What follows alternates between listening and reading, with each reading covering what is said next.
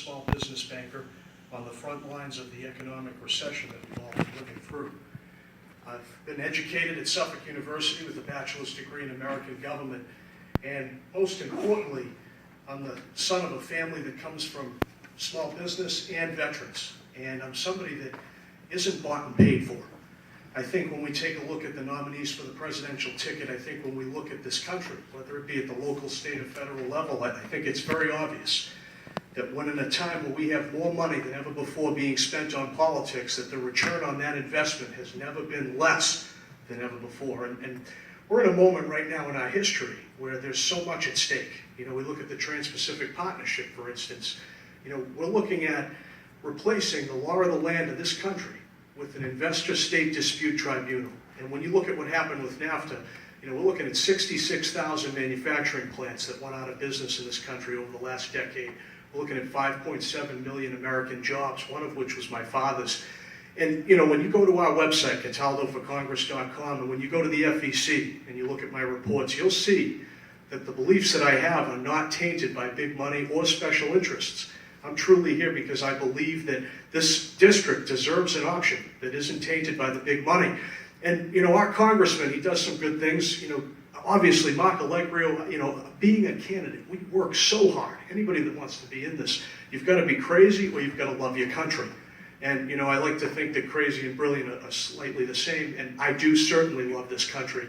And what I want to say is that electing me to Congress is electing somebody that stands for term limits, electing somebody that stands for campaign finance reform. But people don't understand that when you're in the United States House, whether you're a Democrat or a Republican, you will be forced to sit in a private office across the street dialing for dollars 6 to 8 hours a day. And these donors that are being called, they're not people like you and I.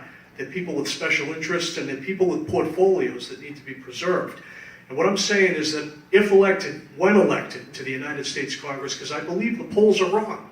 We saw it with Great Britain leaving the European Union. We saw it with Donald Trump winning the nomination for the GOP. We just saw it with the FARC deal being shot down by the Colombian people.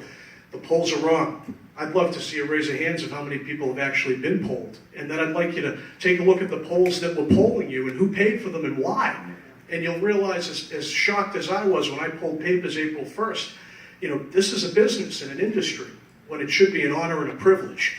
And that's what it is to me, and that's why I believe I would serve all of you and all the people of the 46 towns and cities of this 9th District of Massachusetts in the best way possible. You know, we need to defeat the TPP. We need to stop the 22 veterans a day that are committing suicide. We need, if you're a veteran, and God bless all of you, by the way, thank you so much for everything you've done for this country, and that's precisely why you should be able to go to any private medical facility. You shouldn't be just simply confined to the VA. And we look at Social Security, it's a perfectly solvent program.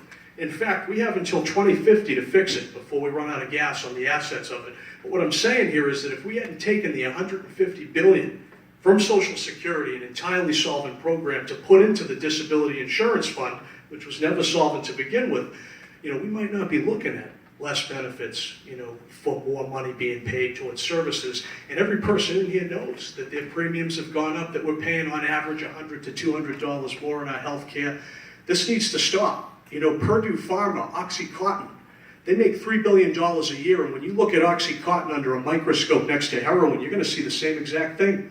And what you're going to see when you do the evidence is that in the 1980s, Purdue Pharma purposely marketed this OxyContin in a way so that the doctors didn't even have a choice but to prescribe it wrong, because the FDA trials, I mean, these trials, they cost $5 billion on average.